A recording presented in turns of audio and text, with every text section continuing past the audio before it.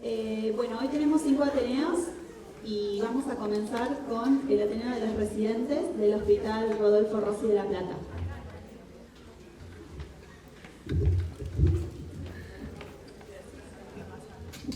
Bueno, buenos días. Mi nombre es Miel Inglaterra y con mi compañera Joana Fulone. Somos residentes de segundo año del Hospital Ida Rossi de La Plata y les traemos el siguiente ateneo titulado Memoria de sífilis. Bueno, a modo de introducción les presentamos el caso clínico. Es un paciente de sexo masculino de 69 años de edad, cuyos antecedentes personales fueron una sífilis tratada en 1983, padece de psoriasis, es ex tabaquista y olorista, y no presenta antecedentes familiares.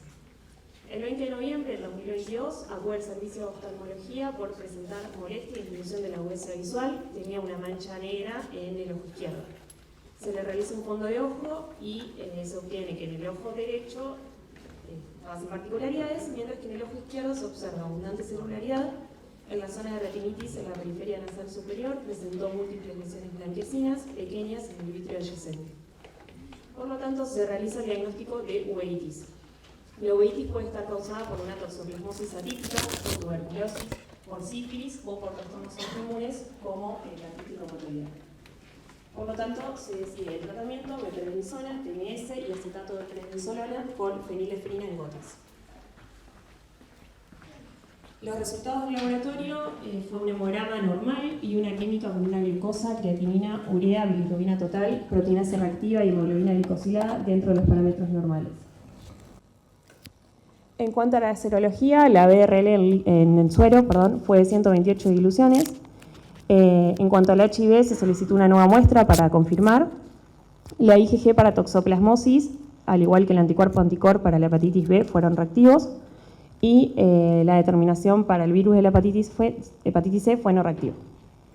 En cuanto a la autoinmunidad, ANCA-C y ANCA-P y FAN fueron negativos, y C3, C4 y ANCA-PR3 dentro de los parámetros normales. El 28 de noviembre acude a un control de esa uveitis.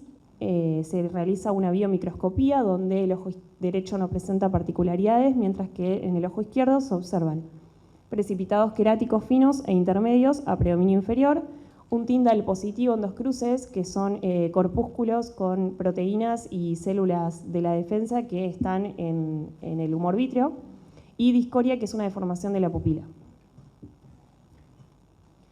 El 2 de diciembre, el servicio de oftalmología realiza una interconsulta con el servicio de clínica médica, evalúan al paciente, el estado general es lúcido, hemodinámicamente estable y afebril, la evolución neurológica es normocéfalo, ubicado en las 3 esferas, con un Glasgow 15 de 15, sin signos meningios ni de focalidad neurológica, fuerza y sensibilidad conservada en los 4 miembros, y debido a que la BRL en suero dio reactiva, se decide realizar la internación para tratamiento intravenoso de penicilina.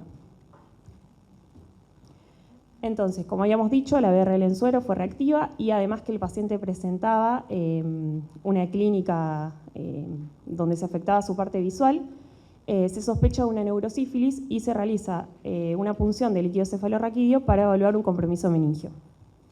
El color pre y postcentrifugado fue incoloro, el aspecto precentrifugado ligeramente turbio, el postcentrifugado limpio con un pequeño botón hemático. El recuento de elementos fue de 41 por milímetro cúbico, a predominio de 90% mononuclear, glucosa al líquido cefalorraquídeo 48 miligramos de cilitro, las proteínas 68 miligramos de cilitro, y la BRL, el líquido cefalorraquídeo, fue reactiva. Bueno, acá a modo de recordatorio, en el caso del líquido cefalorraquídeo sifilítico respecto al resto de las infecciones, el aspecto es limpio, con un recuento de 20 a 30 elementos por milímetro cúbico, predominio de monomorfo nuclear, la glucosa es normal y las proteínas están marcadamente aumentadas. El 3 de diciembre, se confirma el resultado del HIV con un valor de CD4 de 235 por milímetro cúbico, carga viral de 54.700 copias por mililitro.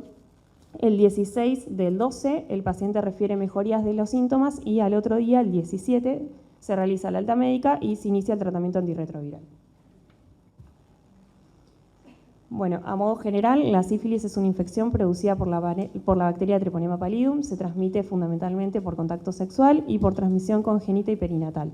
Es de carácter sistémico, curable y exclusiva del ser humano.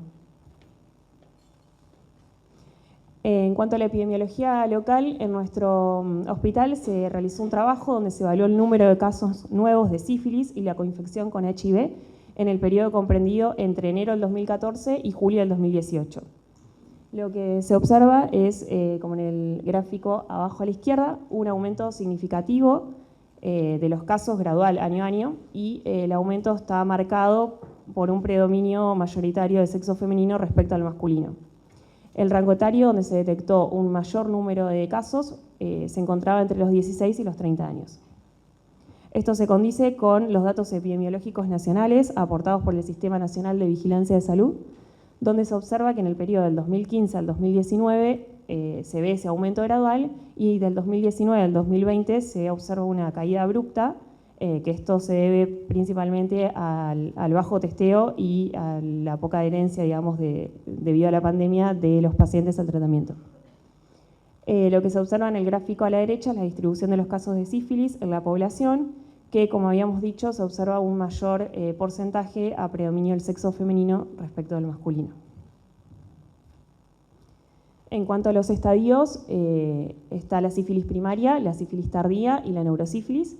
Dentro de la sífilis primaria es la que ocurre dentro del primer año de haber adquirido la infección. Abarca los estadios primario, secundario y latente temprano. En el estadio primario, la erosión ocurre en el sitio de inoculación.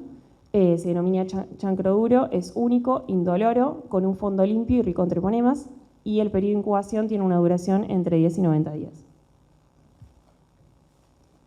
En cuanto al estadio secundario, se caracteriza por presentar manifestaciones cutáneas, que pueden ser pápulas o eritemas, y manifestaciones generales como fiebre, cefalea, linfadenopatías y hepatoesplenomegalia.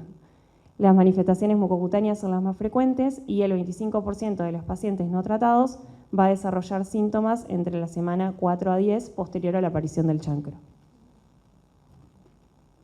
El estadio latente temprano, la persona se encuentra asintomática y la enfermedad se pone en evidencia por la positividad de las pruebas del laboratorio. La sífilis tardía transcurre posterior al primer año de haber adquirido la infección, abarca el estadio latente tardío, donde hay ausencia de signos y síntomas, latente de duración desconocida, y el estadio terciario, que ocurre en el 30% de las infecciones no tratadas, pudiendo surgir entre 2 a 40 años después del inicio de la infección. Lo que se observa es vasculitis y formación de gomas sifilíticas, que son tumores que aparecen en la piel, mucosa, huesos y otros tejidos. La neurosífilis afecta al sistema nervioso central, ocurre entre el 10 al 40% de los pacientes no tratados, se presenta en cualquiera de las etapas y se pone en evidencia con la BRL, el líquido cefalorraquídeo. Se puede dividir en forma precoz, que es sífilis asintomática, meningitis sintomática, otosífilis, sífilis ocular o meningovascular, y la forma tardía, que es paresia generalizada y tabes dorsal. En cuanto a las presentaciones clínicas, puede ser una neurosífilis temprana asintomática, en donde la BRL en suero y el líquido cefalorraquídeo es reactiva, una meningitis sifilítica, que es el caso de nuestro paciente, en donde se observa cefalea, convulsión, parálisis de los pares craneales, o, como el caso de nuestro paciente, presenta uveitis y panuveitis. En estos casos, la BRL tanto en suero como en cefalorraquídeo también es reactiva, y el número de recuentos de elementos es de 10 a 400 por milímetro cúbico. Otra de las presentaciones puede ser la sífilis meningovascular, donde hay un accidente cerebrovascular, la BRL en suero y en cefalorraquídeo es reactiva, y el número de elementos es de 5 a 100 por milímetro cúbico. La paresia generalizada, hay una demencia progresiva, síndromes psiquiátricos, cambios de personalidad. En estos casos, la BRL en suero en menos del 50% es reactiva, y en la BRL en líquido cefalorraquídeo es reactiva. Pero lo importante es que en suero menos del 50% da reactiva. Y tabes dorsal, en donde hay una marcha táxica y dolor en pies y troncos. En estos casos, la BRL en suero probablemente sea no reactivo, y el líquido cefalorraquídeo sí es reactivo. Estas son todas las etapas de la neurosífilis. Y puntualmente, yendo al caso de nuestro paciente, en la neurosífilis ocular se define en todo paciente con manifestaciones oculares y BRL reactivo en sangre. No debe descartarse este diagnóstico cuando el estudio del líquido cefalorraquídeo es normal. Los síntomas oculares señalan compromiso neurológico, correspondiendo al 5-8% de los casos de sífilis. La clínica es variada, puede afectar a cualquier tejido del ojo. Las presentaciones más frecuentes son uveitis anterior y posterior, panuveitis, cataratas y glaucoma. Y se debe sospechar ante cualquier afección ocular resistente al tratamiento convencional, y la prevalencia es mayor en pacientes HIV, particularmente en los que tienen bajos niveles de CD4 y carga viral detectable. Bien, con respecto a los métodos diagnósticos, se pueden dividir principalmente en dos tipos. Los métodos directos, en donde se buscan directamente, como dice la palabra, la presencia del microorganismo, o métodos indirectos, que se evalúa la respuesta inmune del paciente frente a la infección. Estos métodos indirectos a su vez se dividen en pruebas treponémicas y no treponémicas. Les vamos a mencionar brevemente cada una. Los métodos directos se utilizan para diagnóstico confirmatorio en pacientes que presentan lesiones, ya sean un chancro duro, condilomas, coriza, lesiones ampollares. Es decir, que se utilizan para el diagnóstico de la sífilis temprana, especialmente en la etapa primaria, donde aún las pruebas serológicas no son positivas. Dentro de estas pruebas habíamos mencionado el fondo oscuro, que permite la visualización de los treponemas vivos. Es por esto que es necesario realizar el estudio inmediatamente después de tomada la muestra, no pueden pasar más de 30 minutos, y la muestra se obtiene de lesiones, de lesiones húmedas. En caso de tener lesiones en la mucosa oral, este tipo de diagnóstico no se utiliza, ya que hay espiroquetas saprofíticas que son morfológicamente similares en la mucosa oral, por lo que se puede confundir el diagnóstico. Esta técnica tiene baja sensibilidad, por lo que en caso de que dé negativo se debe repetir a los 3 días, pero desde alta especificidad. Con respecto a la PCR, es el método de elección en el caso de que el paciente presente lesiones orales, y también en el caso de que sea necesario derivar las muestras a un laboratorio que sea de mayor complejidad, ya que en este caso el microorganismo no es necesariamente tiene que estar vivo. Actualmente no hay PCRs comerciales que estén avaladas a nivel internacional, por lo que se utilizan PCRs in-house, las cuales deben estar validadas y apropiadamente controladas con controles de calidad, y como cualquier técnica de biología molecular es mucho más sensible que una microscopía de fondo oscuro. Igualmente, un resultado de fondo oscuro o de PCR negativo no descarta el diagnóstico de sífilis, ya que depende mucho de la carga microbiológica, y un resultado positivo sí nos confirma el diagnóstico. En cuanto a los métodos indirectos, dijimos que habían métodos de treponémicas y no treponémicas. Lo que diferencia estas técnicas es la diferente utilización de antígenos que van a detectar distintos tipos de anticuerpos. Las pruebas no treponémicas son útiles para detectar la sífilis activa y para evaluar la respuesta al tratamiento, ya que se positivizan alrededor de las 2 semanas posteriores a la aparición de la lesión y se negativizan dentro de los 6 meses posteriores en el caso de que el tratamiento haya sido efectivo. Igualmente se han evidenciado que hay algunas personas que después del tratamiento han tenido títulos bajos durante toda su vida. Este tipo de pruebas detecta anticuerpos contra antígenos que son liberados por las lesiones del treponema pallidum. Hay que tener en consideración que en estas pruebas puede ocurrir la presencia de falsos negativos en caso de pacientes que tengan títulos muy elevados, como por ejemplo en una sífilis secundaria, en donde la proporción de antígeno y anticuerpo de la prueba no son correctos, hay un defecto del antígeno, por lo tanto no aglutina. Si estamos en presencia de este efecto, o sea que un resultado negativo y que haya sospecha clínica, se debe sospechar de un efecto prosona, por lo que se debería realizar diluciones seriadas de la muestra y ver si aglutina o no. Bien, dentro de estas pruebas está la BRL, que utiliza antígenos cardiolipina, lecitina purificados adosada a colesterol. Que estén purificados favorece a que no haya reacciones con otros antígenos. El cloruro de corina es una modificación de esta técnica que se utiliza para inactivar la muestra sin la necesidad de ser calentada, que es lo que se denomina la UCR. Y como mencioné antes, son anticuerpos inespecíficos, se detectan anticuerpos inespecíficos contra el material liposomal liberados por el daño en los tejidos por la bacteria. Esta técnica es la única validada para líquido cefalorraquídeo.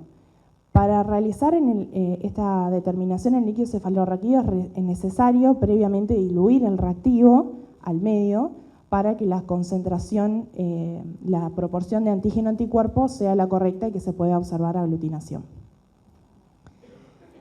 Después está también la prueba de RPR, que utiliza los mismos antígenos, pero en este caso tiene una variación que tiene EDTA, que es para favorecer la solubilidad de los antígenos, y partículas de carbón que permiten realizar la observación macroscópica de la agregación.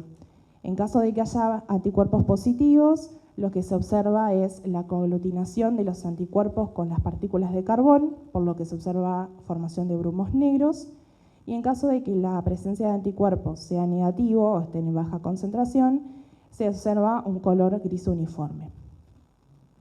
Como mencioné anteriormente, estos anticuerpos se generan por la liberación de antígenos dados a la lesión de tejidos, por lo que cualquier patología que genere algún daño tisular puede llegar a generar falsos positivos, como es el caso de lupus, artritis reumatoidea, hepatitis, mononucleosis y también muestras hemolizadas y lipémicas, por esto es importante la preanalítica de la muestra.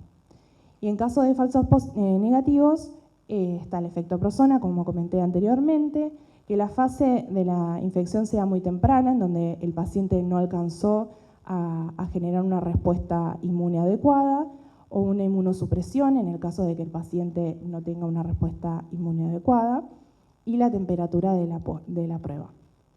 Se considera variación significativa el aumento o la disminución de 2 diluciones entre 2 determinaciones. Esto es importante para ver cómo va evolucionando la enfermedad del paciente con respecto al tratamiento. Los resultados cuantitativos de la BRL y la RPR no deben ser comparados entre sí porque se ha observado que los títulos de RPR son ligeramente más altos que la BRL, por lo que es importante al momento del seguimiento del tratamiento del paciente utilizar siempre la misma técnica. Con respecto a las pruebas treponémicas, estas pruebas se positivizan de 6 a 14 días después de la aparición del chancro. Es por esto que se utiliza para el diagnóstico de la sífilis temprana, cuando las pruebas no treponémicas todavía no son positivas. Sí hay que tener en consideración que las pruebas treponémicas permanecen reactivas de por vida, por lo tanto no nos permiten diferenciar una infección actual de pasada o previamente tratada, por lo que no es indicada para el seguimiento del tratamiento de los pacientes con sífilis. Y en este caso, estas pruebas se fundamentan en detectar anticuerpos contra el Treponema pallidum, por lo que son más específicas que las pruebas no treponémicas. Acá mencionamos los tipos de pruebas treponémicas que existen, marcamos las que se utilizan principalmente en la Argentina. En nuestro laboratorio utilizamos monoensayos quimioluminiscentes. Con respecto al tratamiento, la primera droga de primera línea se utiliza la penicilina B benzatínica, y en caso de que el paciente sea alérgico a penicilina se utiliza la doxiciclina, excepto en mujeres embarazadas. Con respecto al esquema de tratamiento, las dosis van a depender de la etapa de infección. Nosotros nos vamos a centrar principalmente en neurosífilis, que es lo que presentaba el paciente. Como podemos observar, se administran cada 4 horas por 14 días. Son dosis que se producen intravenosa, por eso es que se realizó la internación del paciente, y son dosis, más cantidad de dosis en un tratamiento más extendido, ya que esa medicación tiene que llegar al sistema nervioso central. Y el seguimiento se realiza cada 6 meses, evaluando el líquido cefalorraquídeo y evaluación oftalmológica con un fondo de ojo. A modo de discusión, el CDC recomienda realizar el estudio del líquido cefalorraquídeo a todas las personas con síntomas neurológicos, otológicos y oftalmológicos, aunque aún está discutido en pacientes que no tengan síntomas neurológicos, a excepción que sean pacientes con HIV, un sífilis de tiempo indeterminado, y en aquellos que no responden al tratamiento. En el caso del caso clínico que presentamos, el paciente tenía una BRL de títulos elevados en sangre, tenía diagnóstico reciente de HIV y tenía presentación oftalmológica, por lo que es importante, como comentó mi compañera, realizar el diagnóstico diferencial de esa uveitis, descartando la neurosífilis, por lo que es necesario realizar la BRL en líquido cefalorraquídeo. El retraso en el tratamiento genera un mayor riesgo a las secuelas y en la pérdida irreversible de la visión, por lo que es necesario realizar el tratamiento en lo posible antes de las 24 horas. A modo de conclusión, la incidencia de sífilis está en aumento en la última década debido a los comportamientos sexuales de riesgo, presentando la neurosífilis un papel preponderante. La sífilis ocular, como manifestación de la neurosífilis, es una patología que es poco frecuente, por lo que debe sospecharse ante la presencia de síntomas oculares con una BRL positiva en sangre. El estudio del líquido cefalorraquídeo normal no invalida el diagnóstico de la sífilis ocular, ya que lo que nos da indicio es si hay compromiso o no meningio, por lo que tiene implicancias solo en el seguimiento del paciente y no en el tratamiento. Y el diagnóstico y tratamiento precoz mejora el pronóstico evitando secuelas a largo plazo. Esta es la bibliografía que utilizamos y le agradecemos a todos por su atención. Muchas gracias.